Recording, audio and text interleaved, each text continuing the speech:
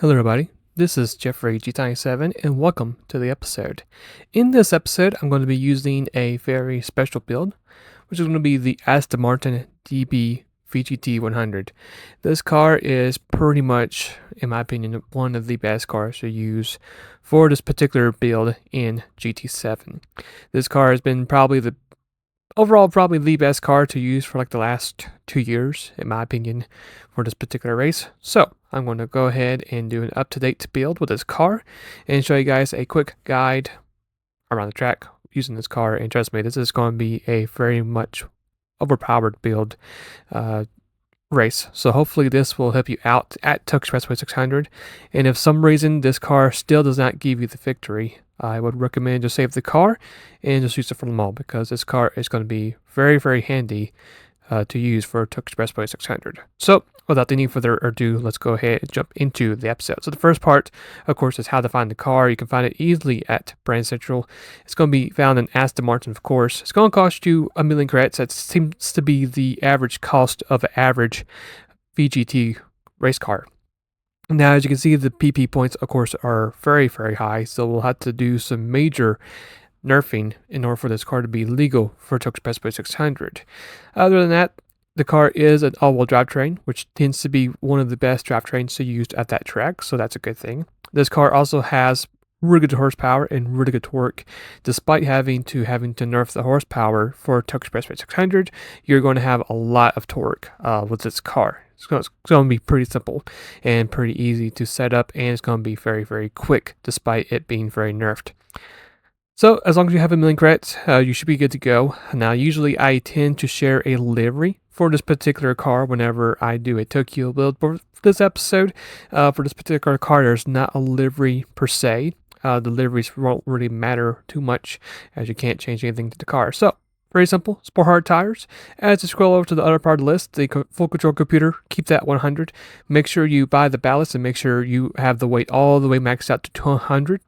And for the power restrictor, I got that down to 70, and that is literally, it's going to be it. I mean, with this being a VGT, there's not a whole lot you can do for this car. Now, as you guys may notice, I have went ahead and changed the camera angle of the car, and that's why this car has a very, very interesting characteristic, and that is you have to early shift. The RPM tracker bar, you do not need to use that at all. Unfortunately, you'll have to use your ears to listen for the turbo to stop making a winding sound and change gears. But for this particular camera setting, what I have right here, if you may notice, when I'm shifting gears, I'm at least producing around 6,000 RPMs with this car. So if you shift around 6,000 RPMs, and if you are in fact a manual transmission driver, which if you're not, I really recommend that you go ahead and switch your transmission to be a manual transmission, and make sure you configure your buttons the way you want them to be changed, so that way you can actually change your gears manually.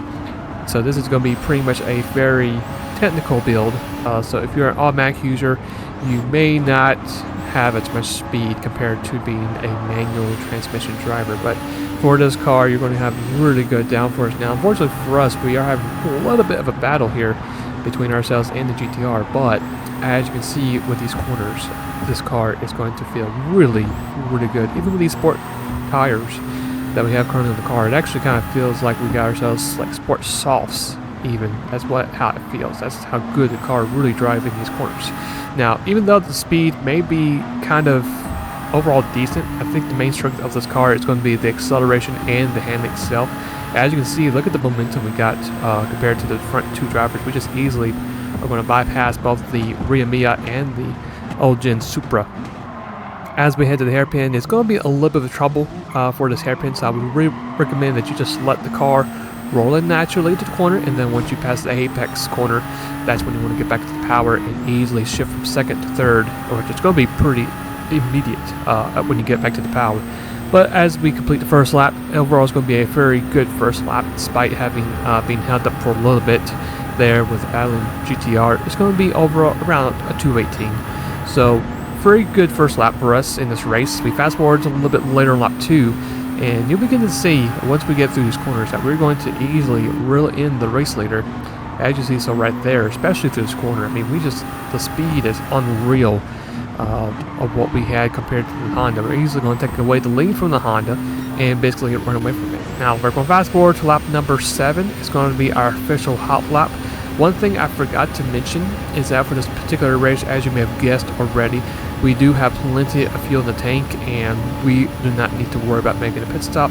And as you can also see on the right side of the screen, our pace is really good. We're just smashing 205s in this race. But this is going to be our fastest lap for the race, so I would recommend to stay back, watch what the car is doing, and I'll be right back when we get to the end of the race.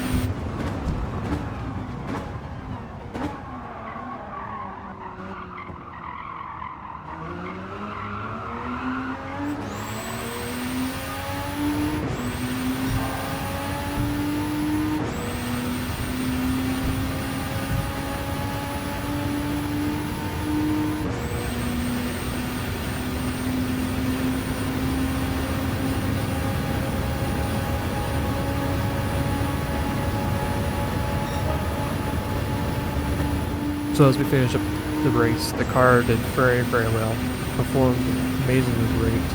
If you do have the funds for this car, I really recommend giving it a shot. As we finish up the race, it's going to be a very quick 25:20 overall, and without making a pit stop, that is really, really good. We were almost able to lap the whole entire field, and this is a field with the hard AI settings, so if this was on easy or normal mode, we probably could have done it, but that just shows how strong this car is around this track. So I would recommend giving this car a go. Unfortunately, we did manage to snag the original purse earnings, which is quite unfortunate, but trust me, this car is going to make your life a lot easier if you try this car at Tokyo Expressway 600, and also should be pretty easy to use for Le Mans 700 as well. So for our next particular video, we're going to do ourselves a 2 builds combo episode. Now, I did receive a request to use this car. This is going to be the Peugeot RZZ Group 3 race car.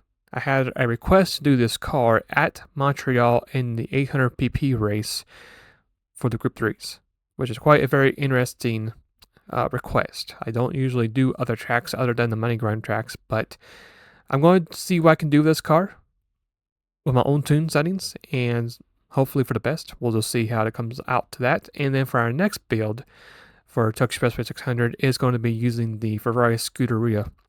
And this actually has been a car I've used in the past. It's been quite a while since I actually have done it. So I want to give this car another shot and see what we can do with it at Tokyo Expressway 600. And hopefully it'll be a very smooth build overall. But hopefully you guys enjoyed the episode. Hopefully that particular tune using the Aston Martin helps you a lot to get some credits in GT7 and actually get your very first win at Tokyo Expressway 600. And until then, I'll see you guys later. So that is going to be for today's episode. Hopefully this particular build has helped you out in Gran Turismo 7. If you guys have any suggestions or any other builds you want me to try out, you're more than welcome to add those to the comments below, and I'll try my best to do them. Until then, hopefully you guys have a great rest of your day, and if you guys would like to subscribe to the channel, you're more than welcome to do so as well, as I'll have some more stuff coming up in the next couple days. Until then, see you later, and Take care.